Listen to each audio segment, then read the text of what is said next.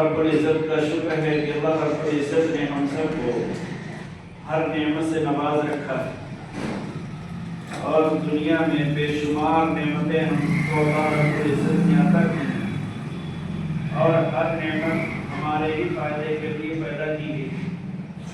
اللہ رب العزت نے جتنی بھی راحت اور سکون کے ذریعے بنائے ہیں وہ صرف اور صرف انسان کے لیے بنائے ہیں،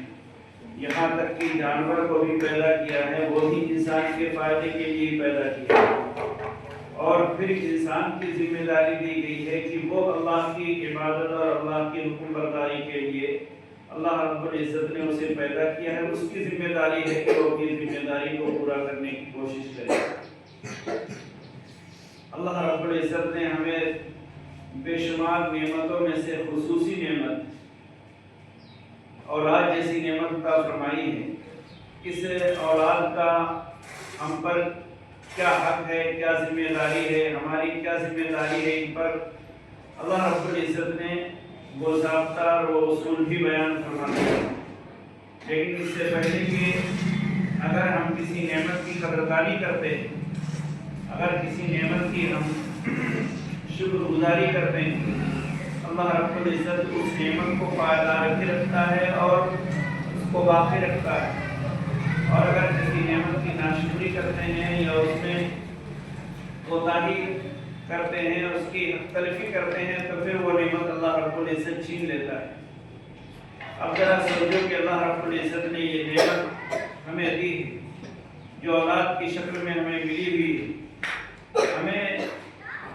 کسی طرح کی کوئی دقت، کوئی پریشانی اٹھانی نہیں پڑی، اللہ رب العزت نے ہمیں یہ نعمت بہت آسانی سے دے دی۔ ورنہ کچھ لوگ جو دنیا میں بیچارے ایسے ہیں جن کے پاس یہ دولت نہیں ہے، جن کے پاس یہ نعمت نہیں ہے، جن کے گھروں میں یہ پھول نہیں کھلے ہیں، ان کے گھر کو جا کر کے دیکھیں کہ وہ دعائیں بھی کر رہے ہیں، اسپتالوں کے چکر بھی لگا رہے ہیں، پیسہ بھی خرچ کر رہے ہیں، ہر طرح سے دقت اور پریشانی اٹھا رہے ہیں،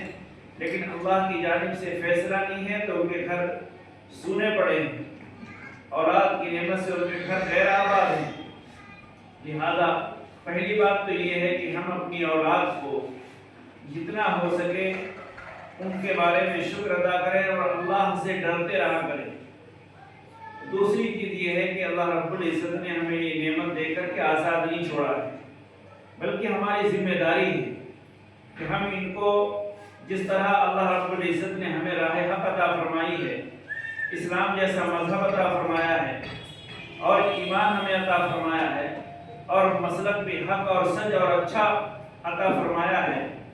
اسی طرح ہماری بھی ذمہ داری ہے کہ ہم ان بچوں کی فکر کریں کہ یہ ایمان میں مکمل رہیں، مسلک پر صحیح رہیں، شریعت اور سنت کے عامل بن جائیں۔ اگر ہم ان کی فکر نہیں کریں گے،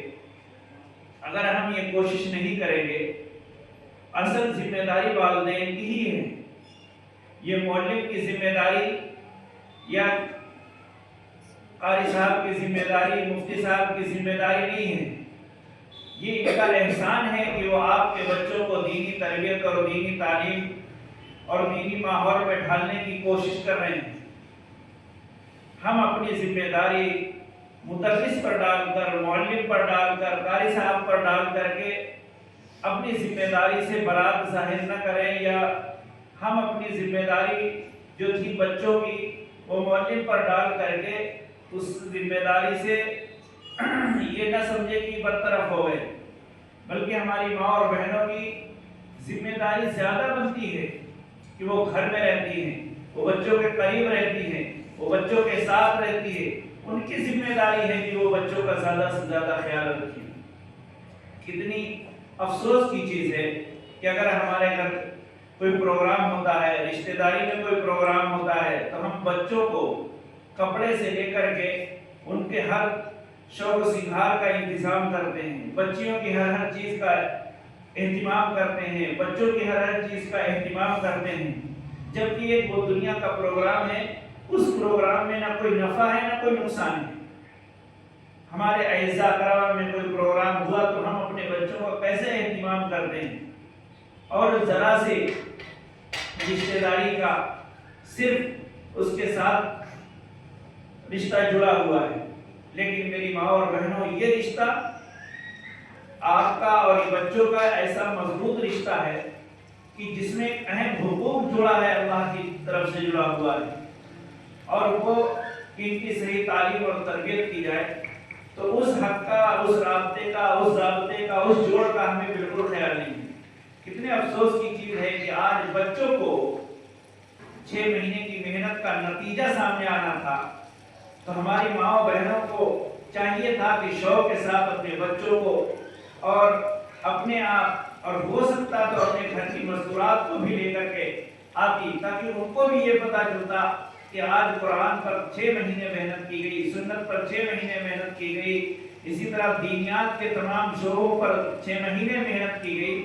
آج اس محنت کا نتیجہ ہے۔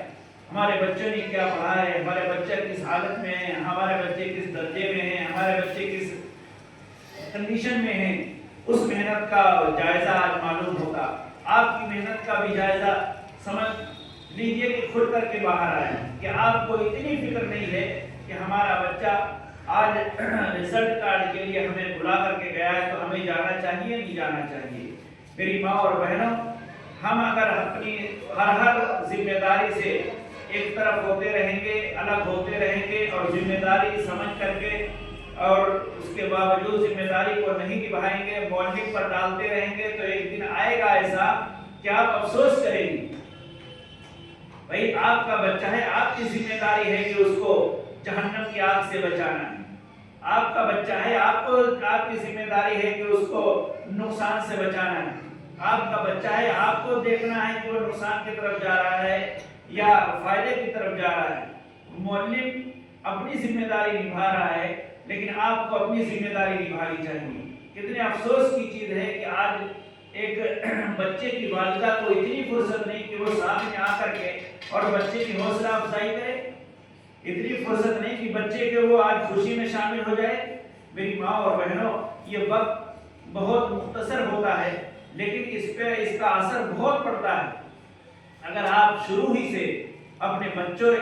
بچوں کے ساتھ آتی، بچے کا حوصلہ بڑھتا، بچے کا شوق اور جذبہ بڑھتا، اور بچے کو اطمینان ہوتا کہ ہماری والدہ آئی ہیں، ہمارے والد صاحب آئے ہیں، ہمارے بھائی آئے ہیں،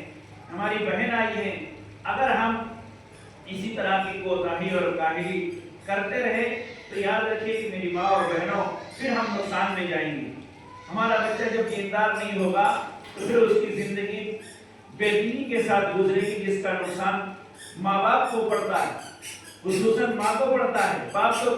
زندگی گزار لیتا ہے، وہ باہر چلا جاتا ہے، وہ ادھر ادھر بیٹھ کر کے وقت کاٹ لیتا ہے، لیکن ماں کو سارا نقصان جھیلنا پڑتا ہے، ماں کو سارا خمیازہ بھگتنا پڑتا ہے۔ اس لیے میری ماں اور بہنوں، آج جو بھی کچھ ہوا ہے ٹھیک ہے، لیکن آئندہ سے اس بات کا خیال رکھیں، آئندہ سے اس بات کا مضبوط عزم اور ارادہ یہاں سے کر کے جائیں کہ 2-4 مہینے میں کبھی بلایا جاتا ہے اور دین کی نسبت پر بلایا جاتا ہے، آپ کے بچوں کو